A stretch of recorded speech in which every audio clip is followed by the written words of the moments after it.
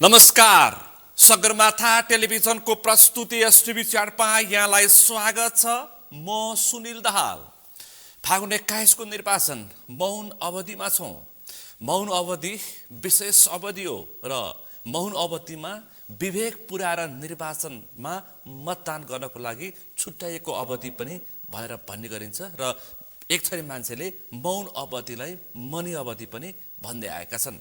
यसपटकको निर्वाचन अत्यन्तै पेचिलो रङ्गले उठान भएको 23 र 24 गतिको जेएनजी विद्रोह र त्यस पछाडिको बनेको फागुन 21 को लागि तय भएको निर्वाचन, त्यसपछि बनेको सरकारले तय गरेको विशेष परिवेश र विशेष परिस्थितिमा तय भएको निर्वाचनको परिणाम कस्तो आउला आम मानिसमा उत्सुकता जागेको छ। विषय फरक छ र नयाँ एकातिर र पुरानो अर्कोतिर भन्ने भाष्य स्थापित गरेको छ। यस पछाडिको संसद कस्तो होला र त्यसले बनाउने सरकार कस्तो होला भन्ने पनि आम मानिस र बुझेका मान्छेलाई चिन्ता पनि व्यक्त भइरहेको छ।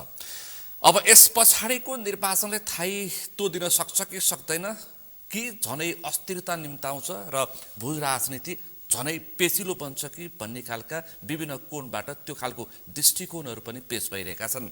आज हामी विशेष गरी निर्वाचनको विषयमा संक्षिप्त कुराकानी गर्ने प्रयास गर्छौं भने त्यस पछाडि विश्व भू राजनीतिमा बढी केन्द्रित रहेर छलफल गर्दैछौं। आजको यो छलफलमा मसँग सहभागी हुनुहुन्छ अर्थ राजनीतिक विश्लेषक र कूटनीतिका जानकार अरुण सुवेदी। यहाँलाई स्वागत छ। धन्यवाद। आराम हुन्छ? ठिकै छ, वैयक्तिक रूपमा केही समस्या छैन।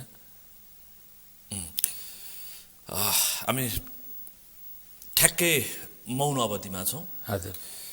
अब अत्यन्तै विशेष र जटिल परिस्थितिमा मुलुकले 84 को निर्वाचन 82 मा गर्दैछ र यो निर्वाचनको लागि अनेक कोणबाट टिप्पणी र विश्लेषण भइरहेको छ।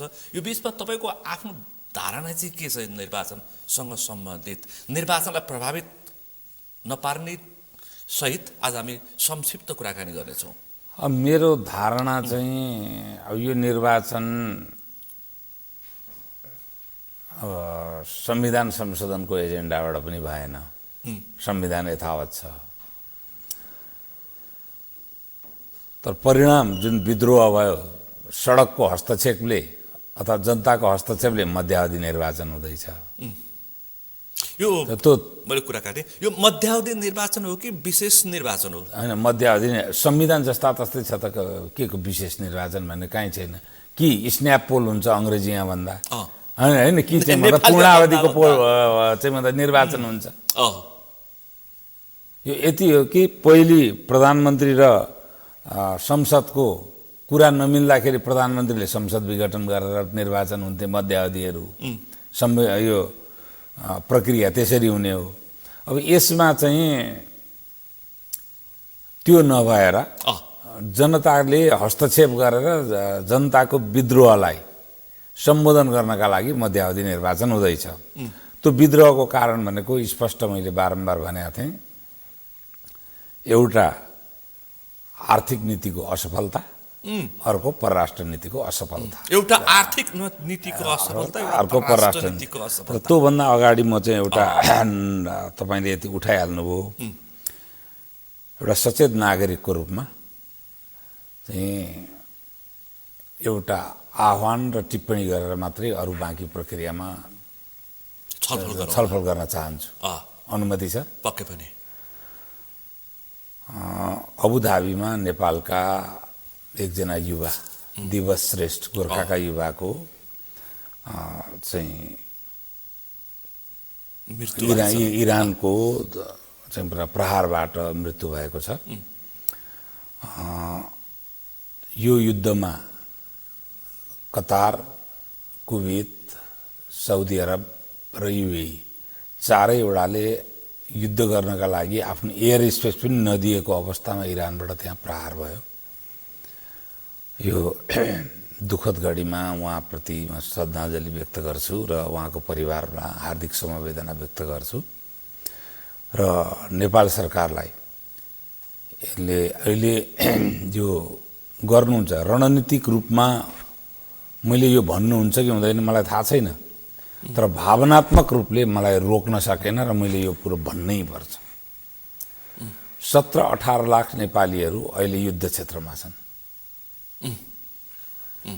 17 लाख 17-18 लाख 17-18 लाख। यसको त ठ्याक्कै फिगर त कसरी आउँछ र होइन फिगर। अहिले यो अवस्थामा हामी निर्वाचनमा अगाडि गइरहेका छौँ 2 दिन पछाडि। मलाई चाहिँ लागेको कुरा के हो भने निर्वाचन 3-4 महिना अथवा उचित समयमा सारिहाल्दाखेरि केही पहाड खस्दैन। कानुन छन्, सरकार छ हामीसित, पोलिटिकल पार्टीहरू एउटा प्रोसेसमा गइसकेका छन्। तर यत्रो नेपाली जनता युद्ध क्षेत्रमा अप्ठ्यारोमा परिरहेका बेला हामी यहाँ मतगणना गरेर पार्टीको पोजिसन हेर्न कमसेकम मलाई चाहिँ एउटा सचेत नागरिकको रूपमा यसले बडो भावुक बनाएको छ र मेरो चाहिँ आह्वान हो। अब नेपाली कांग्रेसका सभापतिजी,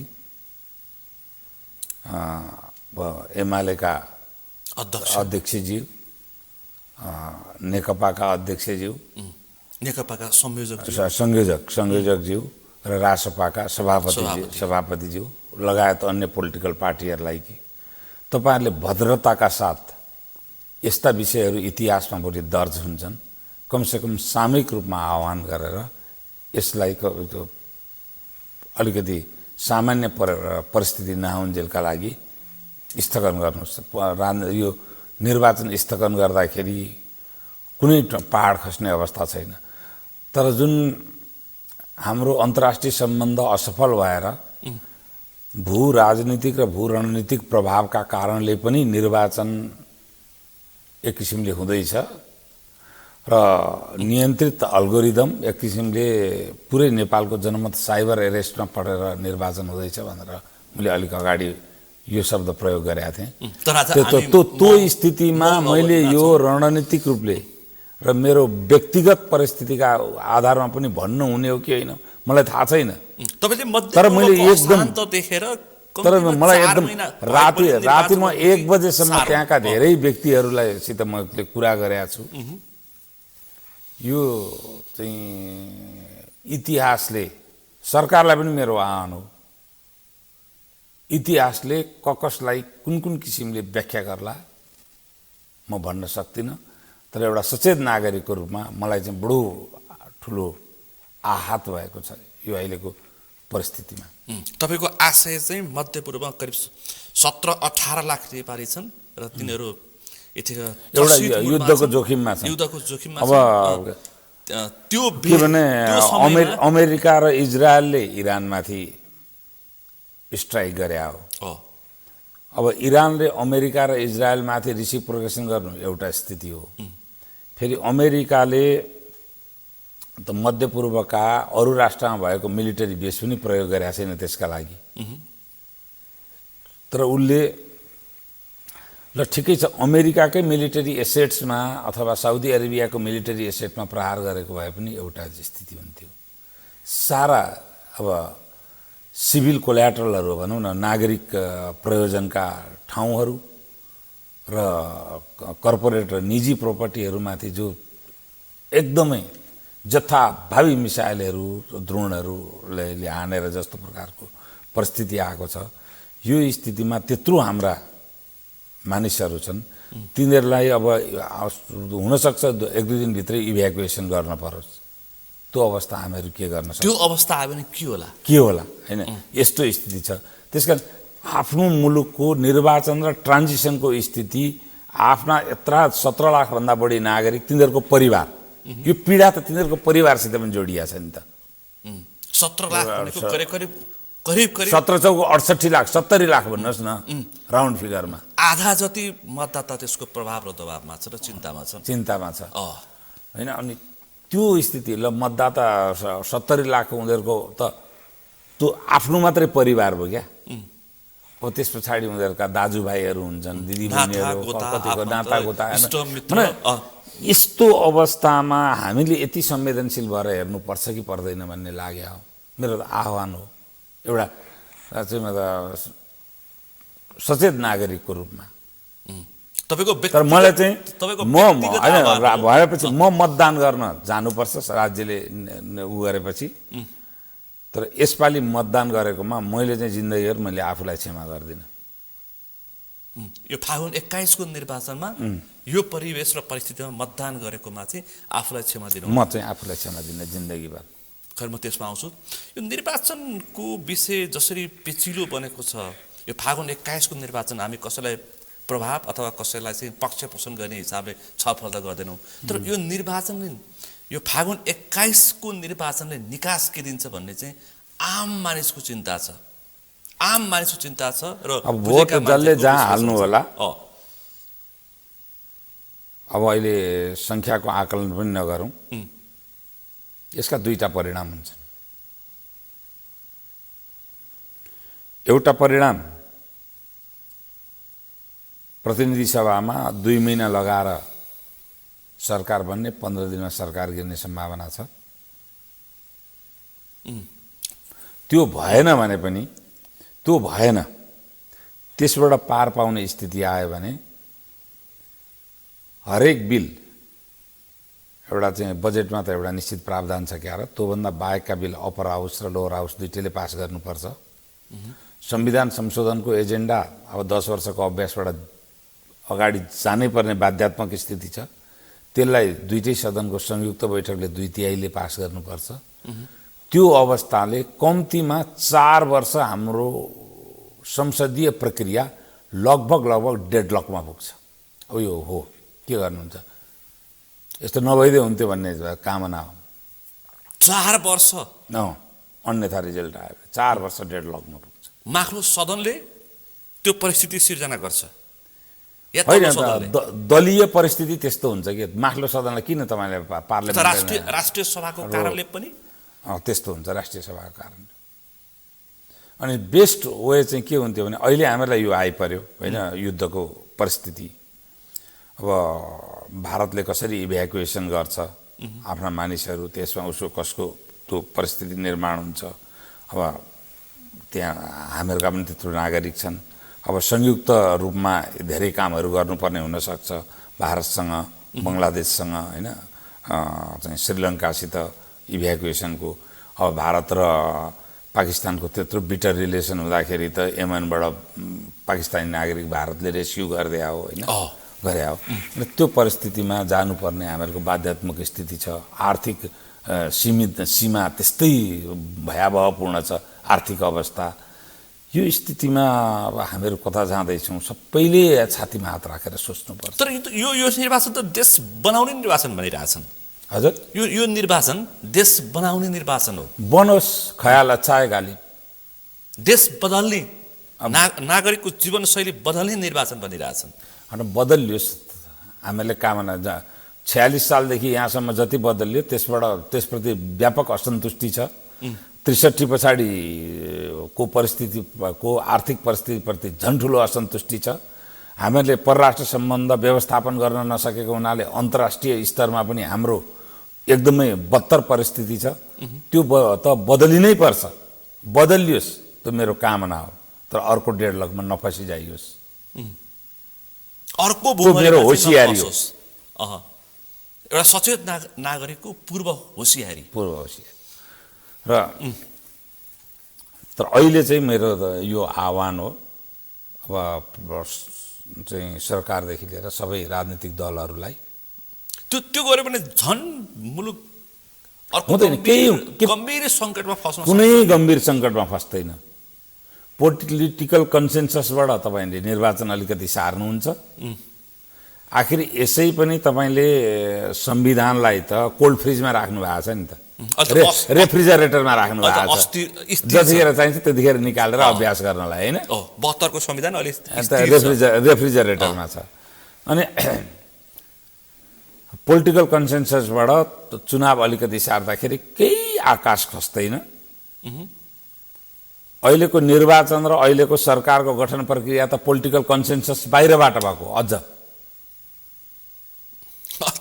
सुरुमा जसरी राजनीतिक सहमति बाहिरबाट आएको है, अब त वर्तमान प्रधानमन्त्रीकै चाहिँ म त प्रधानमन्त्रीत्वमा सरकार गठन गयो। अब यो निरन्तर हुँदाखेरि त राष्ट्रिय सहमतिको आधारमा निरन्तर हुने हो। भनेपछि यही सरकारले नि सुशीला कार्की नेतृत्वको सरकारले चुनाव गराउने, तर राष्ट्रिय सहमति कायम हुन सक्छ। अब त्यो गर्नु पर्यो। अन्तर्राष्ट्रिय परिस्थिति यस्तो आइसक्यो, नउत्ताउलिनुहोस्। भोलि कसैको चाहिँ म त राम्रो गणित आउला पार्लियामेन्टमा,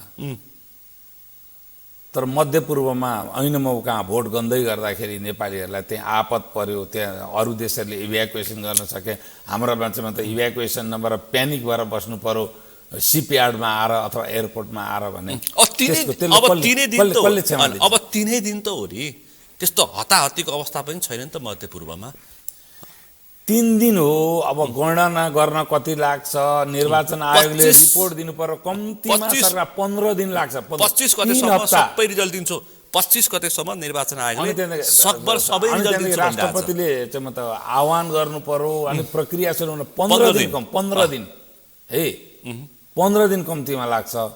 त्यो 15 दिनमा चाहिँ अहिलेको जुन परिस्थिति निर्माण भइरहेको छ, नेपालको निर्वाचन भयो भने हुँदैछ भनेर मध्यपूर्वको स्थिति 15 दिनसम्म स्ट्यान्ड स्टिलमा। तर फेरि एक थरी मान्छेले अरुण सुवेदीले अमुखलाई सहयोग गर्ने हिसाबले यो खालको चाहिँ बहाना निकाल्यो भन्न सक्छ नि। एकदम बहाना होइन, मैले यो पहिले पनि भनेकै हो। सबभन्दा सजिलो त म आर्थिक अवस्था बुझेको मान्छे हो। यसलाई सकिन्छ भने अर्को नोभेम्बरतिर उता प्रान्तीय निर्वाचन पनि लिएर आएर एकैचोटि गराउँ। फेरि 1 वर्ष पछाडि तपाईँले यति नै खर्च गरेर अर्को निर्वाचन गर्दै हुनुहुन्छ। स्थानीय तहको त हुनु नै छ होइन, प्रान्तीय निर्वाचन प्रदेशको गर्दै हुनुहुन्छ। यसले चाहिँ सबभन्दा महत्त्वपूर्ण कुरा आर्थिक कुरा हो। आर्थिक रूपले चाहिँ हामीहरूले दिशा र दशा राम्ररी तय गरिरहेका छैनौँ। आवेगात्मक रूपमा हामीहरू अगाडि बढिरहेका छौँ। सुझाव चाहिँ अलिकति समय फेरेर बदलेर कांग्रेसको सरकार आओस्, एमालेको सरकार आओस् भनेर भनिरहेका होइन। मुलुकको आर्थिक अवस्था यस्तो छ। यो अन्तरिम सरकार ले 60 महिना शासन गर्दाखेरि कानुनी व्यवस्था खतम हुने अवस्था होइन। हाम्रो कानुन छन्। केही संवैधानिक उस्त्री आयो भने संसद सम्बन्धी र सरकार गठन सम्बन्धी संवैधानिक प्रक्रिया नै अहिले चाहिँ कोल्ड फ्रिजमा बस्या हो। अरू संवैधानिक प्रावधान त यथावत छन्। हाम्रो संविधान कानुन त हामी अनुकूल चल्छ, जे व्याख्या हुन्छ त्यही अनुसार चलिरहेछ। त्यसरी भन्न तपाईले अब हैन 72 को संविधान अनुसार चाहिँ सरकार बनेको होइन नि त। सडकको दबाव र प्रभाव मैले कोल्ड फ्रिजमा भने चाहिँ सडकको हस्तक्षेपबाट भनिसकेँ। यहाँका बुझेका मान्छेले आफू अनुकूलको व्याख्या गरे र त्यो अनुसार सरकार चल्यो, निर्वाचन हुँदैछ। हैन विद्रोह भनेको संविधानका धारा अन्तर्गत हुँदैन। विद्रोह भएपछि संविधानले सम्झौता गर्नुपर्छ, कानुनले सम्झौता गर्नुपर्छ। विद्रोहले सम्झौता गर्दैन। कि संविधान र कानुनले विद्रोहलाई समाप्त पार्न सक्नु पर्यो, या विद्रोहसँग कानुन र संविधानले सम्झौता गर्नुपर्छ। संसारको राजनीतिक इतिहास यही हो। अहिले चाहिँ विद्रोहसँग कानुन र संविधानले सम्झौता गरे। फागुन 21 को निर्वाचन तय भएको। यो सरकार यही फागुन 21 को निर्वाचनलाई मात्रै हो, अरू कुनै काम छैन। अन्तरिम प्रशासन त चलाएन। अरू त के दीर्घकालीन नीति र विधि तय गर्ने यसको म्यान्डेट छैन। म्यान्डेट भनेको निर्वाचन गराउने हो र अन्तरिम प्रशासन चलाउने हो। त्यो दुईटा काम गरिरहेको छ। तर सडकको जुन जेएनजीको भावना र मर्मलाई त्यो आत्मसात गरेर यही सरकारले गर्नु पर्थ्यो भन्ने अझै पनि विचार राख्नेहरू छन्। तर तपाईले त अर्को संसदले गर्ला भन्नुहुन्छ। होइन, कानुन परिवर्तन गर्ने, अब संविधान आवश्यकता अनुसार परिवर्तन गर्ने, त्यो सबै कुरा चाहिँ अब संसदबाट जुन सरकार गठन होला त्यो त्यसले गर्ला हैन। त्यसको संसदमा चाहिँ त संवैधानिक परिस्थिति कम्फर्टेबल भयो भने, होइन भने अब मैले भनिसक्यौँ बढीमा 4 वर्षसम्म संसदीय डेडलकमा पनि हामी फस्न सक्छौँ। पछि 20 मा फेरि अर्को आवधिक निर्वाचन अथवा मध्यावधि निर्वाचन खेप्नुपर्छ मुलुकले, त्यो सम्भावना, त्यो खतरा हैन। अहिले निर्वाचनलाई प्रभावित पार्ने कुराहरू केही पनि नबोलौँ। मैले यहाँभन्दा अगाडि बोलिसकेको छ। अब त्यसैलाई रिप्ले गरेर हेरे हुन्छ। अब त्यसलाई चाहिँ त्यसमा मैले केही पनि प्रवेशै गरिनँ। त्यसो यति भने मैले त्यति भए काफी छ। मैले बुझेँ। पछि फागुन 21 पछाडि पनि संसदले तपाईँको विचारमा कस्तो होला, त्यसले के गर्ला? मैले अघि भनिसकेँ, मैले बुझेँ। बढीमा 4 वर्षसम्मको डेडलक निर्माण हुन सक्छ। तपाईँ त्यो त एउटा टिप्पणी गर्नुभयो, सकारात्मक कोणबाट पनि दृष्टिकोण राख्न सकिन्छ नि, सकारात्मक पनि काहीँ हुन सक्छ नि। सकारात्मक चाहिँ सबभन्दा सकारात्मक पक्ष के छ भने नेपाली जनताहरूको एउटा स्याडिस्टिक सेटिस्फ्याक्सनले पनि एउटा आक्रोश शान्ति हुन्छ। आक्रोश शान्ति हुन्छ, त्यसले बेग छ नि, आक्रोशको आक्रोश शान्त हुन्छ। त्यति मात्रै? त्योभन्दा धेरै कुरा होस्। कायापलट हुन्छ भन्दैछन् मुलुकमा। कायापलट त दुईवटा हुन्छ, टिभी लागेपछि पनि कायापलट हुन्छ, क्यान्सर लाग्दा पनि मान्छेको कायापलट हुन्छ, होइन स्वास्थ्य राम्रो हुँदा पनि कायापलट हुन्छ, क्यान्सर निको भएर पनि कायापलट हुन्छ। त्यस्तो कायापलट भने जस्तो सकारात्मक नकारात्मक दुइटै होला। राम्रो होस्। अझ म त चाहिँ आर्थिक क्रियाकलापमा संलग्न भएको मान्छे हुनाले देशको स्थिति अप्ठ्यारोमा पर्यो भने दायित्व नभएको सामान्य मान्छेभन्दा हामीहरूमा बढी असर पर्छ र हामीहरूलाई गाह्रो हुन्छ धेरै। हामीसँग धेरै दायित्वहरू छन्। त्यसका राम्रो होस् भन्ने कामना र राम्रो हुनका लागि आफ्नो पक्षबाट के कति टेवा दिन सकिन्छ आफूले त गर्ने हो, होइन? राज्य र अनि राज्य सञ्चालन गर्ने आधिकारिकता प्राप्त गरेका चाहिँ त दलहरूले भने बमोजिम हामीहरूले सरसहयोग गर्ने हो। मैले भन्न खोजेँ अहङ पार्लियामेन्ट बन्छ कि एउटैको बहुमत आउन सक्छ? यस्तो कुरा मलाई किन ड्र्याग गर्नुहुन्छ तपाईँ? यस्तो कुरामा मच्ची कुरा गर्ने त तमाम मान्छेहरू छन्, तिनीहरूलाई ल्याएर सोध्नुहोस् न। मैले अहिले मूर्त जवाब खोजिनँ, अमूर्तकै रूपमा सांकेतिक। मैले अघि भनिसकेँ, बढीमा 4 वर्षसम्म चाहिँ त हामी संवैधानिक डेडलकमा पर्न सक्छौँ, संसदीय डेडलकमा पर्न सक्छौँ। सम्भावित प्रधानमन्त्री पुरानाबाट हुन्छ कि नयाँ अनुहार हुन्छ? अब यस्तै कुरामा मात्रै मलाई ड्र्याग गरिराख्नुहुन्छ तपाईँ। आम मान्छेको चासो त्यो छ। अब कहाँबाट चाहिँ नयाँ अनुहार हुन्छ नि? कम्तीमा 25 वर्ष नपटिकन एमपी हुन पाइँदैन। 25 वर्षको मान्छे त पुरानै हो नि। 25 वर्षको मान्छे चाहिँ पुरानै हो। भर्खर जन्मिँदै गरेको के चाहिँ नियोनेटल के भन्छ त्यसलाई? बेबी वार्डबाट ल्याएर बनाउने हो र प्रधानमन्त्री? अहिले छ नि नयाँ र पुरानो अहिले भनिँदैछ नि। मैले सम्भावित मुलुकको नेतृत्व गर्ने अनुहार नयाँ कि पुरानो अथवा पुरानै पार्टीका नयाँ कि अथवा नयाँ पार्टीका भनिएका? होइन, म यसै भन्न सक्दिनँ अहिलेको स्थितिमा है, किन जनतामा अब यसै आज ग्रहण लागेको दिन छ है। आज ग्रहण लागेको दिन छ, मौन अवधि पनि छ। अब 15 दिन पछाडि सूर्यग्रहण लाग्दैछ है।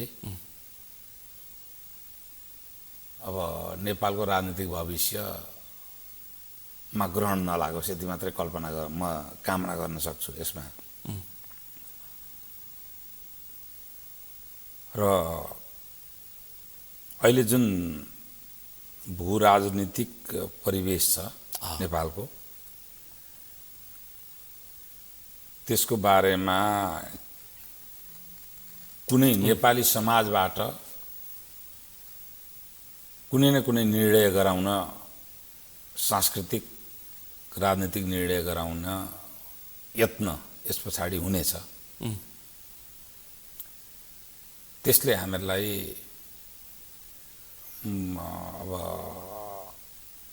गम्भीर होइन अन्तर्राष्ट्रिय सम्बन्धमा एउटा गम्भीर समस्यामा पार्न पनि सक्छ। तथ्यमा आधारित कि प्रक्षेपण मात्रै हो तपाईँको भनाइ? अनि तथ्यमै आधारित हो। तथ्यमै आधारित हो, किनभने यो अहिले कुनै पनि पार्टी लक्षित अथवा कुनै पनि भावना लक्षित भनौँ न, मान्छेले निर्माण गरेको भावनालाई कहिलेकाहीँ के हुन्छ भने अमलचीलाई पनि उसको अमल खोसिदियो भने तपाईँलाई आक्रामक भएर आइलाग्छ है। त्यो लतमा अनि भएको अवस्थामा एक किसिमले आक्रमण गर्न सक्छ। त्यसकारण म धेरै मानिसहरूलाई आफूप्रति आक्रामक बनाउन चाहन्न अहिले। एउटा मौन अवधि भएको हुनाले कम्तीमा म जतिको व्यक्तिले यस्ता कुराहरू अब निर्वाचनलाई प्रभावित गर्ने गरी बोलिहाल्न चाहिँ हुँदैन। यो मौन अवधिमा मतदाता चाहिँ कति सचेत हुनुपर्छ? यो पनि साङ्केतिक जवाफ। यो मौन अवधि मुलुकको भाग्य तलमाथि हुने अवधि होइन। अब सचेत त जहिले पनि हुनुपर्छ। नागरिक सचेत नभएको चाहिँ प्रजातान्त्रिक अभ्यास आवेग र भयमा प्रजातान्त्रिक अभ्यास हो भने त्यसले दुष्परिणाम मात्र दिन्छ राष्ट्रलाई।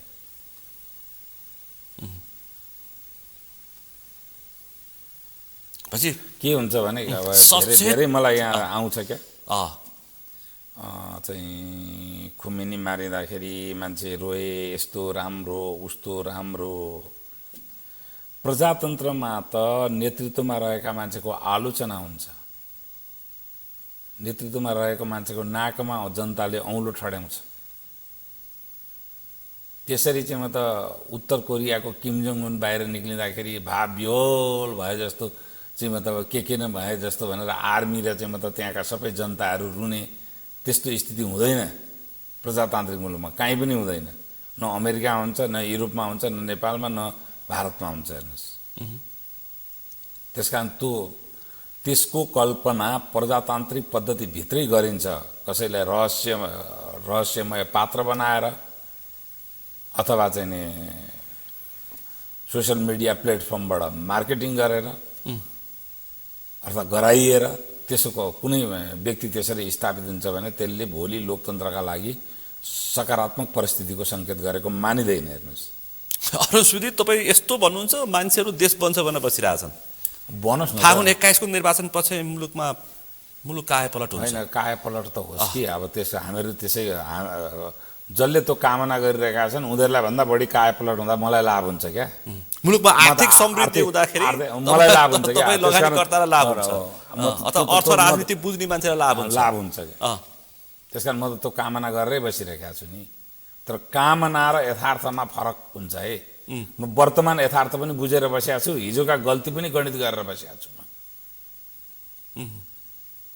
त्यसकारण मेरा अहिलेका विचारहरू अलिकति अन्यथा हुन सक्छन्।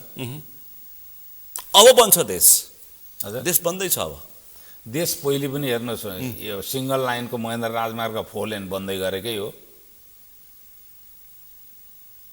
भक्तपुर जाने बाटो कस्तो थियो तपाईँको जीवनकालमा, त्यो बनेकै हो होइन। निजी क्षेत्रबाट यत्रो त ब्याङ्किङहरू निर्माण भएकै हो। आज तृणमूल मानिस पनि प्लेनमा चढेर हिँडडुल गर्न सक्ने स्थिति निर्माण भएकै हो। इन्फर्मेसन टेक्नोलोजीमा राम्रो विकास भएकै हो हिजो पनि। अब योभन्दा अरू द्रुत विकास हो। 63 साल पछाडिको समाजवादीकरणले हामीहरू यो दुर्भाग्यपूर्ण आर्थिक रूप लिएर अब खास गरिकन वामपन्थी आवेगमा आधारित परराष्ट्र सम्बन्ध अगाडि बढ्नाले हामीले यो दुर्घटना बिहोर्यौँ। अब उपरान्त ती दुईटै विषय करेक्सन होलान् भन्ने कामना छ र भावना छ। तपाईँले कामना गरेको एउटा विषय चाहिँ करेक्सन हुँदैछ के? वामपन्थी आवेगमा बनेको समाजवाद उन्मुख संविधान। त्यो त म अब के भने यो चाहिँ करेक्सन हुने सम्भावना मलाई 3टा राजनैतिक दल गैर कम्युनिस्ट दलहरूले कम्तीमा आफ्नो घोषणा पत्रमा त्यो समाजवाद भन्ने अभिशापयुक्त शब्द चाहिँ प्रयोग गरेका छैनन्। त्यसकारण त मैले सङ्केत गरेँ, अभिशापयुक्त शब्द प्रयोग गरेका छैनन्। अब 2/3 बहुमत लिएर आउनुभयो उहाँहरूले र अर्थात् उहाँहरूको चाहिँ अभिमत 2टा संयुक्त सदनले गर्नुपर्छ नि त।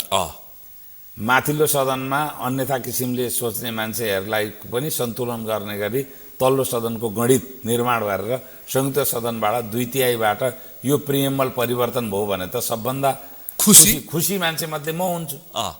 तपाईँलाई 72 को संविधानमा समाजवाद, म मन्त्री हुने होइन, म प्रधानमन्त्री हुने होइन, म सांसद हुने होइन, भएकाले राम्रो गरिदेऊ भन्ने कामना गर्ने न हो। तर त्यसमा कम्तीमा त्यो राम्रो गर्नका लागि राजनीति समझ भएको अनि अर्थतन्त्र र आर्थिक मामलाहरूको कमन सेन्स भएको र अन्तर्राष्ट्रिय सम्बन्धको बारेमा केही जानकार राख्ने मान्छेहरू नै संसदमा पुग्नुपर्छ है, नभए यति कुरा होइन के यो डिजिटल उछलकुदले मात्रै तपाईँले सांसद थाल्न थाल्नुभयो, सेलिब्रिटी थाल्न थाल्नुभयो भने चाहिँ त्यसले दुर्घटना निम्त्याउँछ भनेर जनतालाई बार बार भने आऊ मैले। त्यो मेरो स्वार्थका लागि त म कहीँ पुग्ने त होइन। तपाईलाई मन्त्री बन्नु छैन, म सांसद हुनु छैन, तपाईँ राजदूत बन्नु छैन, राजदूत बन्नु छैन। राजदूत बनाएर चाहिँ मेरो यत्रो भारी कसले बोकिदिन्छ यहाँबाट होइन, केही बन्नु नै छैन मलाई। देश बन्नु छ तपाईँलाई, देश बन्नु छ। देश बन्यो भने म आफू बन्छु क्या। समृद्धि हुनु यो पर्छ। पीडा भनेको चाहिँ त जुन अहिले जुन आवेगमा समाज र राष्ट्र गइरहेको छ, तपाईँ तिनटै पार्टीहरूको चाहिँ घोषणा पत्रमा समाजवाद छैन, आर्थिक स्वतन्त्रतालाई बाधित गर्ने पदावली छैन, यो सकारात्मक कुरो हो। तर आर्थिक क्षेत्रमा र आर्थिक क्रियाकलापमा संलग्न व्यक्तिहरूप्रतिको घृणा चिन्तनयुक्त टिप्पणीहरू र तिनीहरूलाई शत्रु करार गर्ने भाष्यहरू चाहिँ यत्रतत्र सर्वत्र छन्। त्यो त चुनावी एउटा एजेन्डा पनि हुनसक्छ, अथवा चुनावी प्रचारको लागि पनि प्रयोग हुनसक्छ। त्यो आफ्नो त्यो नहोस्। हिजो हिल्टनमा के गरियो होइन, हिजो चाहिँ मतलब कर्पोरेट प्रपर्टीहरूमाथि के गरियो,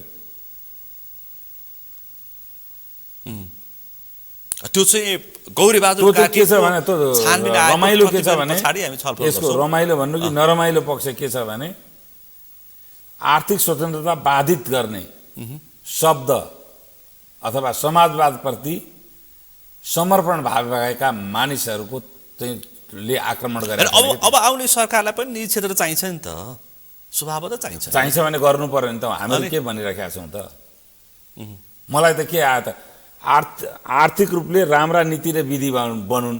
त्यो बन्यो भने आर्थिक क्षेत्र र आर्थिक क्रियाकलापमा संलग्न मान्छेहरू त गङ्गा आए गङ्गादास, जमुना आए जमुनादास,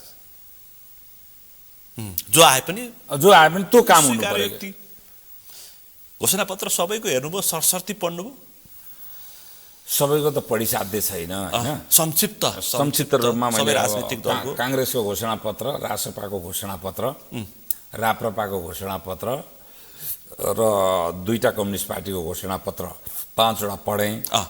अनि चाहिँ गुगलबाट त्यसको संक्षिप्त रूपमा चाहिँ हाम्रो कुलमानजीको पार्टीको उज्यालो नेपाल पार्टीको घोषणापत्र पढेँ। अनि अरूको पनि अब आकल झुकल काहीँ के पढियो होला, तर यतिको चाहिँ पढेँ मैले। कस्तो लाग्यो तपाईँलाई? मुलुक बन्ने खालको छ? ठिक छ, अब चाहिँ म त सपना देख्नु राम्रो कुरा हो। सपना देख्नु राम्रो कुराहरूले धेरैले सपना देखाएका छन्, तर ती आधारमा चाहिँ रिलेटिभली साह्रै ठुलो चाहिँ बनाए। दुईटा विषयमा अझै पनि सपना देख्न नसकेको देखेँ, तर सापेक्षित रूपमा प्र्याग्मेटिक भन्छ नि, नेपाली कङ्ग्रेसको घोषणापत्र प्र्याग्मेटिक छ, व्यवहारिक छ। र रासपाको पनि उदारवादी अर्थतन्त्रतिर चाहिँ उन्मुख छ, समाजवाद उन्मुख छैन होइन। तपाईँलाई इरिटेट लाग्ने समाजवाद भन्ने शब्द प्रयोग भएको छैन। त्यो चाहिँ डिजिटल एसेट्सहरूको बारेमा राम्रै कुरा गरेको छ। अब इनर्जी सेक्टरमा चाहिँ र फाइनेन्सियल सेक्टरका लागि चाहिँ नेपाली कङ्ग्रेस मोर प्र्याग्मेटिक देखिन्छ होइन। त्यसमा त रासपाको पनि उस्तै खालको छ, रासपाको पनि उस्तै छ। तर अब मैले लामो समय काम गरेको र त्यो क्षेत्रमा बोलिआएको हुनाले नेपालका राजनैतिक दलहरूलाई अहिले पनि पानीको बारेमा चाहिँ पढाउन बाँकी नै रहेछ भन्ने मलाई लागेको छ, वाटर रिसोर्सेसको बारेमा। त्यो त कुलमानको घोषणापत्र पनि पाउनु भएन? कुलमानजीकोमा अलिकति छ, अरूको लागि त पढाउनु। कुलमानजी त त्यही क्षेत्रको भएको हुनाले अलिकति उहाँले लेख्नुभयो त्यसमा होइन। तर धेरैलाई पढाउन बाँकी छ, धेरैलाई पढ्नुपर्ने बाँकी रहेछ क्या। पढाउनु भन्दाखेरि त के होस् भनेर फेरि मलाई पढ्न बाँकी रहेछ, पानीको रिसोर्सको बारेमा, वाटर रिसोर्सेसको बारेमा। पछि घोषणापत्र कार्यान्वयन भयो भने केही मुलुकका नेपाली जनताले अँ, आवाज भोलि पाउँछन्। अब नेपाली कङ्ग्रेसले त प्रष्ट भनेको छ उदारीकरणको दोस्रो अध्याय हामीले सुरु गर्छौँ भनेर होइन क्यालेन्डर बनाएर काम भनेको गर्छौँ, छ। शिरानी अब बस्दैन भनेको छ। रोड रेल एयरपोर्ट होइन पावर ट्रेड सबैमा हामीहरू उदारीकरण गर्छौँ। अब राज्य नियन्त्रित अर्थव्यवस्था 63 सालदेखि यो 18-20 वर्षमा हामीहरू चाहिँ मतलब ध्वस्त भइसक्यौँ होइन। यो त्यस कारण अब हामी चाहिँ उदारवादको दोस्रो चरणमा जान्छौँ भनेको छ। अब पहिलो चरणको उदारवाद पनि नेपाली काङ्ग्रेसले नेतृत्व गरे हुनाले उसले दोस्रो चरणको उदारवादको नेतृत्व गर्छु भन्यो। रासपाले अब पहिलो चरणको ऊ असंलग्न भएको हुनाले उसमा जन्मै नभएको हुनाले उसले पनि उदारवादतिर उन्मुख हुन्छु भनेर भन्यो। राप्रपाले पनि उदार अर्थव्यवस्थामा जान्छौँ भनेर भन्यो। तर सार्वजनिक रूपमा गर्दाखेरि चाहिँ अब के छ भने रासपाका नेता पनि 800 टनको सिमेन्ट प्लान्ट चलाउँछु भन्छन् सरकारबाट। मैले चाहिँ के भन्ने गरेको छु भने उदयपुर सिमेन्ट उद्योग चल्छ भनेको छ उनीहरूले। अनि मैले के भन्ने गरेको छु भने मैले तिरेको करले कबाडी उद्योग चलाउँछु र त्यहाँ लगानी गर्छौ जो चाहिँ स्केल अफ इकोनोमीको कारणले पनि कहिल्यै अब थेग्रिनै सक्दैन क्या त्यो उद्योग। स्केल अफ इकोनोमी भन्ने हुन्छ अर्थशास्त्रको यति कुरो त बुझ्नु पर्यो नि, वित्तशास्त्रको कुरो त्यसो विज्ञहरू नै छन् अनि त्यो स्केल अफ इकोनोमीमा 4000-6000 टनका प्लान्ट आइसके सिमेन्टका त्यसले कम्पिटै गर्न सक्दैन है। होमसी सिमेन्ट जस्ता उत्पादकहरू आइसकेका छन्, अरू पनि छन्, मैले एउटा दृष्टान्त मात्रै मारुति शौर्य दुनिया के छन् अब सबैको नाम मलाई आएन है। अब अनि त्यसले कम्पिटै गर्न नसक्ने उद्योगहरूलाई हामीले तिरेको कर खर्च गरेर चलाउँछु भने चाहिँ म कर तिर्ने कुराको अवज्ञा गर्नलाई सबै बिजनेस कम्युनिटीले आह्वान गर्छु। पछि बन्द भएका कारखानाहरू चाहिँ चलाउनु ट्याक्स पेयर्स मनीले होइन, त्यसलाई सम्पत्तिको मौद्रिकीकरण गर होइन, सिधै भन्दा निजीकरण गरेर अर्को भूमिकामा हो त। Nothing wrong with privatisation. तिमीले आपूर्ति प्रणाली प्राइभेटले गएको ठिक छ, ब्याङ्किङ प्रणाली प्राइभेटमा ठिक छ, तर सम्भावित चाहिँ मतलब प्राइभेट एयरलाइन्स चढ्दाखेरि ठिक छ, तर सम्भावित सर्भिस पनि ठिक छ चाहिँ मतलब त्यसको मूल्य पनि ठिक छ। अनि नाते चाहिँ मतलब प्राइभेट सेक्टर यत्रो आइसकेका बेला जाँड बिँडी बोका सिमेन्ट डन्डी बनाउँछु र बेच्छु भनेर बस्ने हो। तर सम्भावित प्रधानमन्त्रीको सङ्केत त्यही पाइयो नि त। त्यही त म तिर्दिनँ भनेर अवज्ञा गर्छु भनेर भने पछि खै त्यो पछि नयाँ सरकार बनेपछि फेरि तपाईँ हाम्रो बहस हुन्छ, छलफल हुन्छ। म यति सिरियस कुरा गरिरहेको छु, तपाईँले क्लिकै मात्रै बढाउन खोज्नुहुन्छ यार सुनिल युट्युबमा। यो युट्युबको क्लिकले पनि यो के भने विचारको ग्राभिटीलाई मारिदिने भयो क्या। तर आम मान्छेहरूको खोजी नै यस्तै छ, आवरणमा कुरा गरिदिएको मन पराइदिन्छन्। त्यसैले त हाम्रो समाजले बारम्बार राजनीतिकदेखि लिएर हरेक कुराको दुर्घटना बिहोरेको छ नि त। त्यही आवेग त्यस्तै कुरा चाहिँ मन पराइदिने, त्यसै अनुसारको मानसिक नियन्त्रण नभएको भए 21औं शताब्दीमा मास्टर डिग्री गरेको, त्यो पनि इकोनोमिक्समा र पोलिटिकल साइन्समा मास्टर डिग्री गरेको मान्छेले आफूलाई मार्क्सिस्ट भन्थ्यो। यस्तो समाज धन्न पो यतिको भएको छ, यो समाज धन्न पो यतिको भएको छ।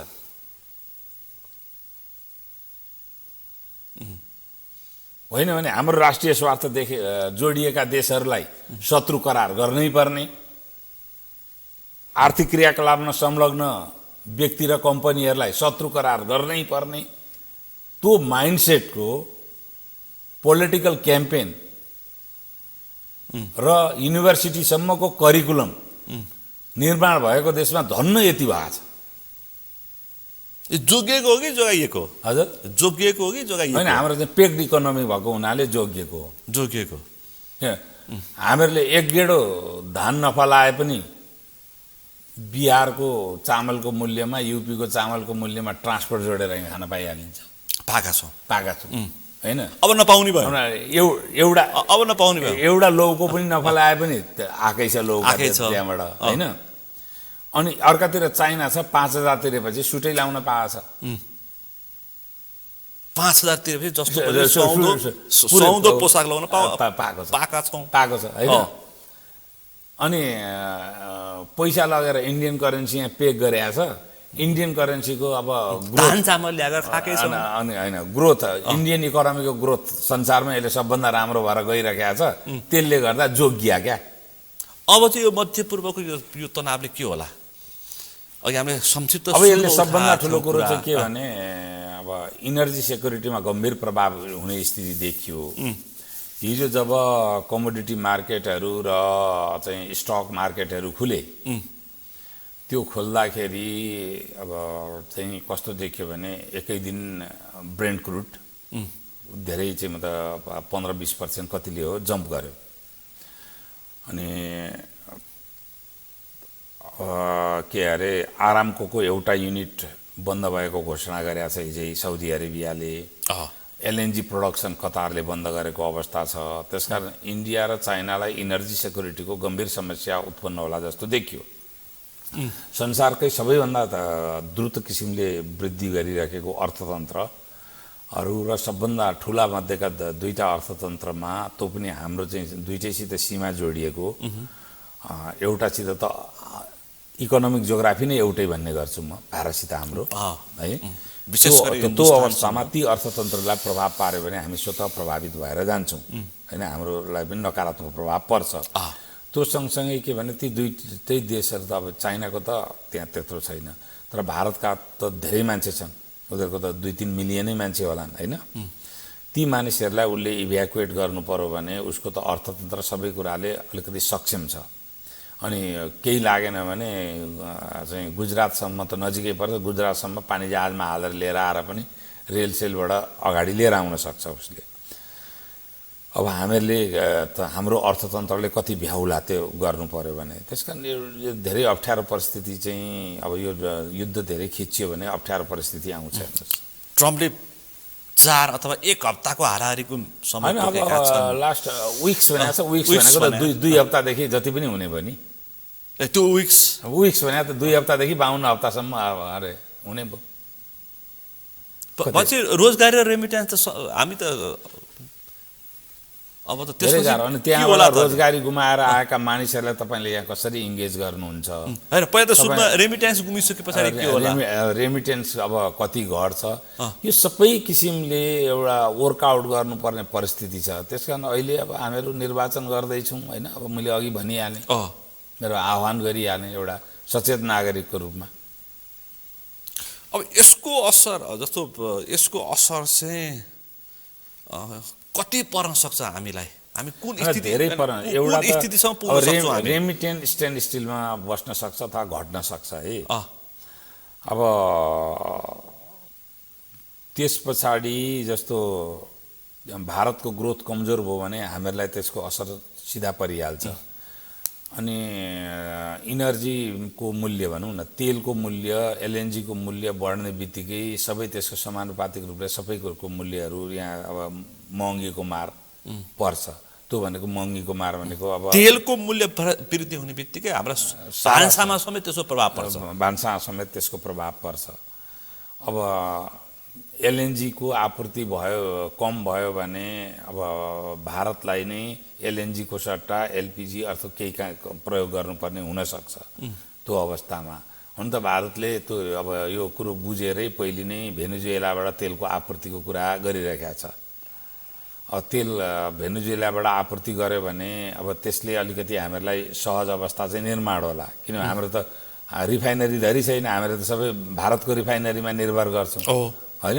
भारतमा आपूर्ति सहज भयो हाम्रामा त यहाँ त राष्ट्रवाद मात्रै फल्ने हो नि त नेपाल आयल निगमका प्रमुखले भनिसके कि हाम्रो भारतसँग सम्झौता छ त्यो सम्झौता अनुसार अहिले नआत्तिनुहोस् भनिसक्नुभयो भारतसँग सम्झौता भारतसित त सम्झौता अनुसार दिने चिज हुनु पर्यो नि त भारत आफैले 80% भन्दा बढी त क्रुड ओइल त इम्पोर्ट गर्छ नि किन्छ हो होइन किन्छ नि अनि उसित त क्रुड ओइलको आपूर्ति भारतमा त हुनु पर्यो भारतले चाहेर मात्रै त हुँदैन नि त तर आयात त भारतसँग अब अवैध भनेको थियो त इरानसँग जस्तो कि अब आयात त धेरै दिन त नहोला त जस्तो लाग्छ मलाई होइन इरानको पनि परिस्थिति देखियो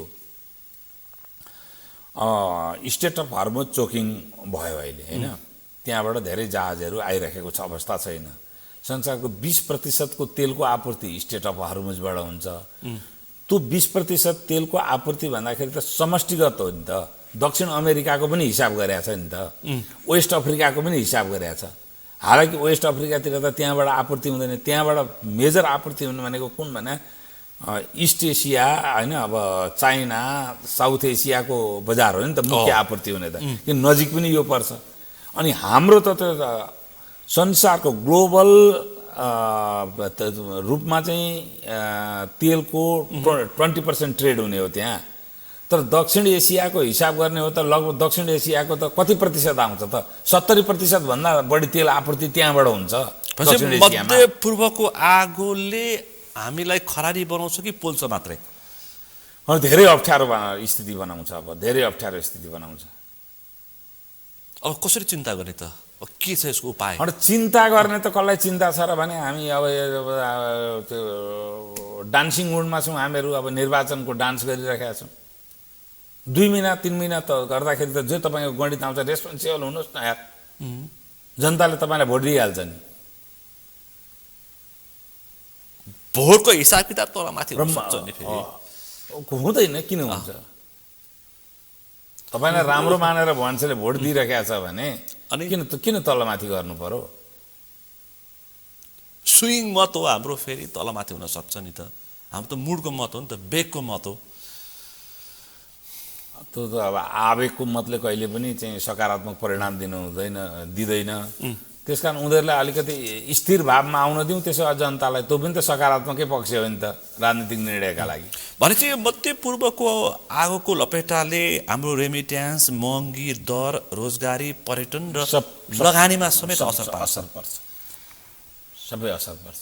अब कोभिड पछाडि सबैभन्दा बढी चाहिँ एयरलाइन्सहरू बाधित भए।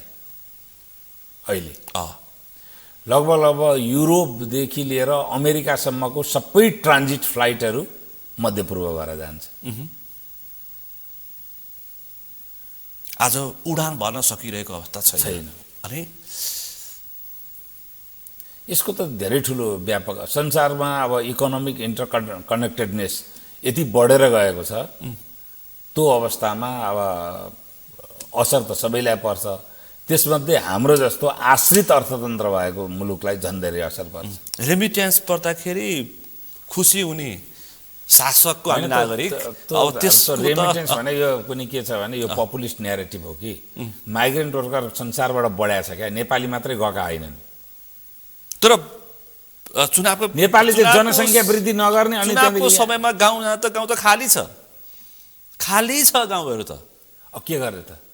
के गर्ने थियो? अब तपाईँ चाहिँ त सन्तान एउटा भन्दा नजन्माउने, त्यसमाथि एलजिबिटी क्यूलाई एलजिबिटी क्यूलाई किन पाल्न सकिँदैन? छैन नि त नागरिक, किन धेरै गाह्रो छ नि त।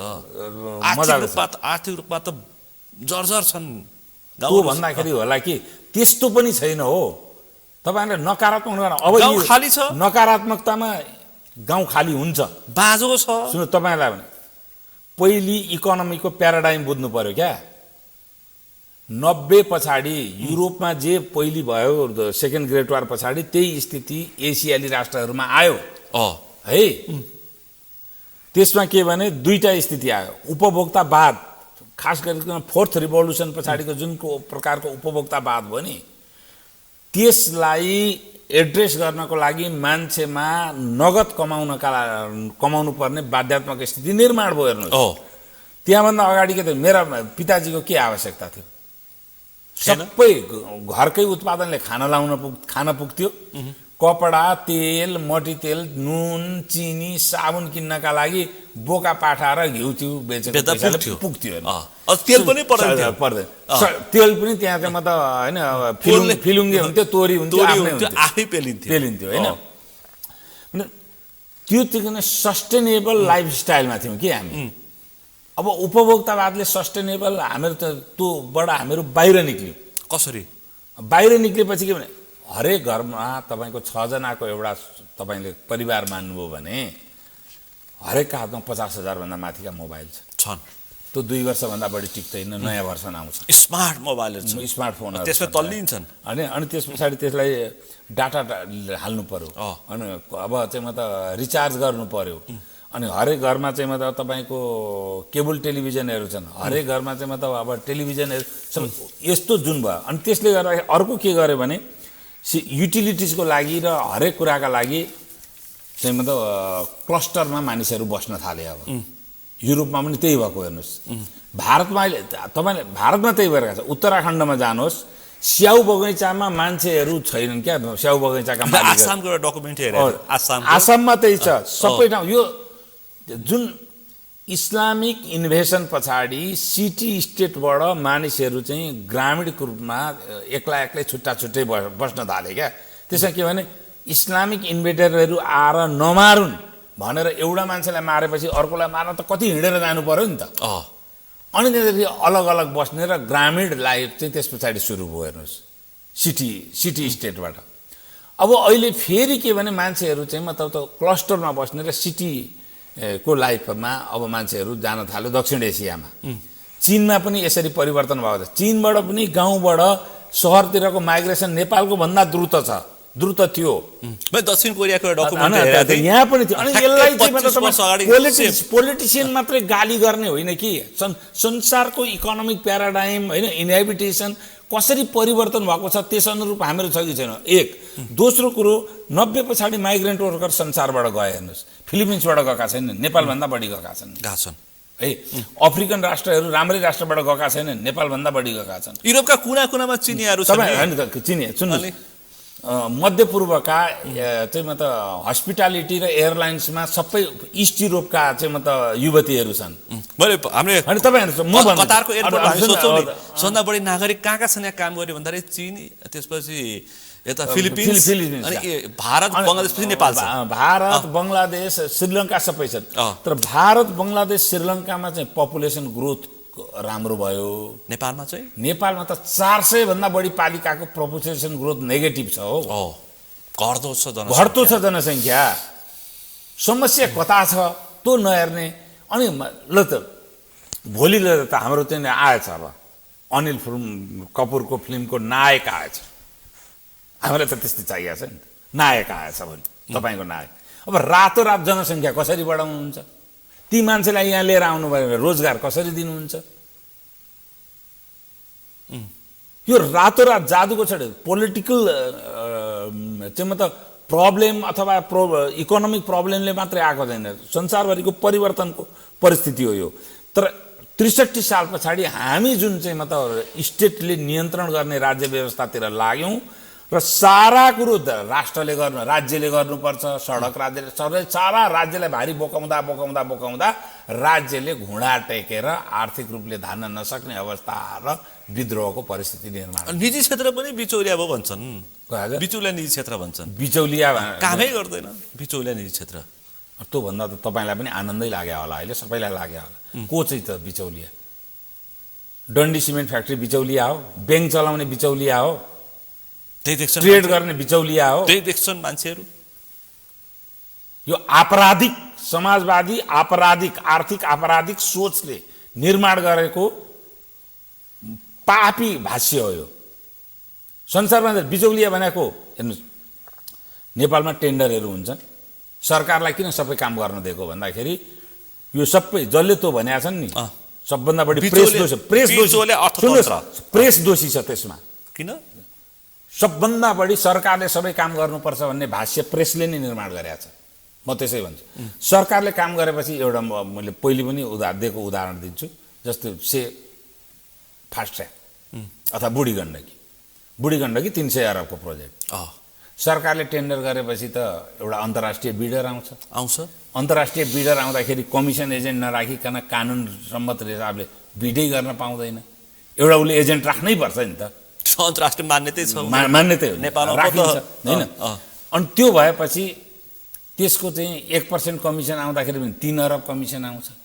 कमिसन एजेन्टलाई त ठिक भयो, त्यो कमिसन एजेन्टसित छ्याकन खाने कर्मचारी र पोलिटिसियन होला, तिनीहरूलाई पनि ठिक भयो। अनि तिर्नुपर्छ कसले? जनता, ट्याक्सले तिर्नुपर्छ। अनि पेट्रोलमा तिरेको 1 रुपैयाँ तिर्नुपर्छ, त्यसले तिर्नुपर्छ। हेर्नुहोस्, तर त्यो आज प्राइभेट सेक्टरलाई दिएको भए त प्राइभेट सेक्टरले आफ्नो लगानीबाट बढाउँथ्यो, उसकै रेभिन्यूबाट तिर्थ्यो। हस्यात अब संसारभरि प्रचलितमा के भने भायबिलिटी ग्याप फन्डिङ कुनै ब्याङ्कको किस्ता पुगेन भने राज्यले त्यसलाई भर्ती गर्ने प्रचलन हुन्छ। त्यस अनुसारको खास गरी इन्फ्रास्ट्रक्चर प्रोजेक्टहरूमा त्यो गर्नु पर्थ्यो हेर्नुहोस्।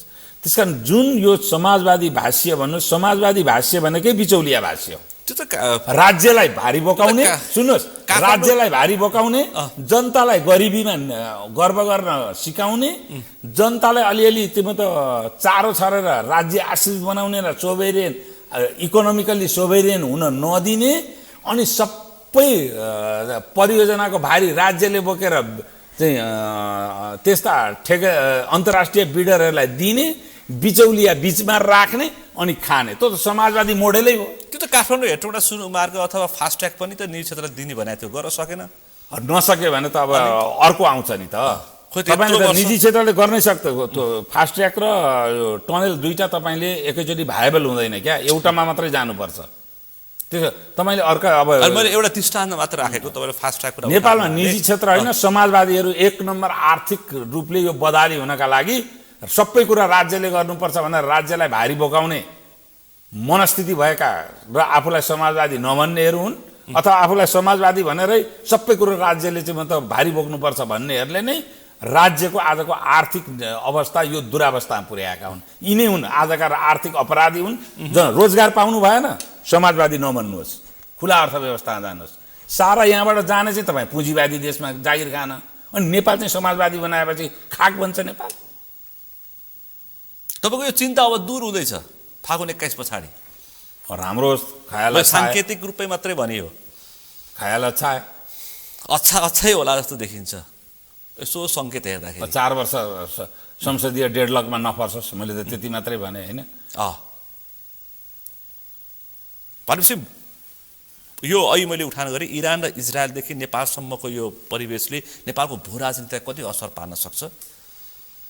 मैले त अघि भने आर्थिक अवस्था भूराजनीतिको असर गरेरै यो चाहिँ मतलब जनताको हस्तक्षेपबाट निर्माण भएको यो अहिलेको स्न्याप पोल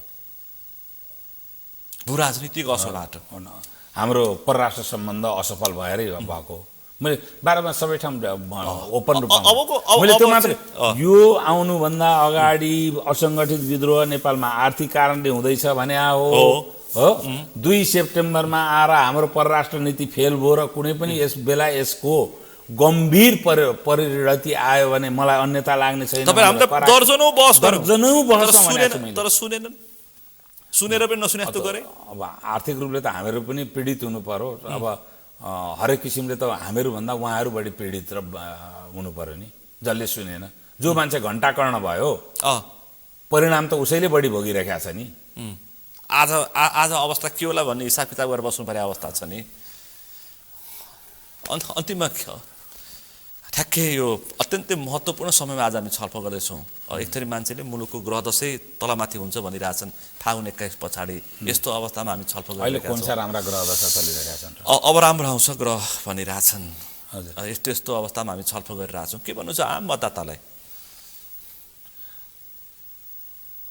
तपाईँहरू अब स्याडिस्टिक सेटिस्फ्याक्सन परपीडक आनन्दमा लौखा भनेर भोट नहाल्नुहोस्। खास गरिकन नेपाल र भारतलाई निर्वाचनको आँखाबाट हेर्दाखेरि दुईटा चरित्र छ अरे कि, भारतको एउटा चरित्र छ, नेपालको एउटा चरित्र छ अरे। भारतमा अन्तिममा गएर उम्मेदवारको सरनेम हेरेर, थर जात हेरेर भोट हाल्छन् अरे बहुसङ्ख्यक मतदाताले।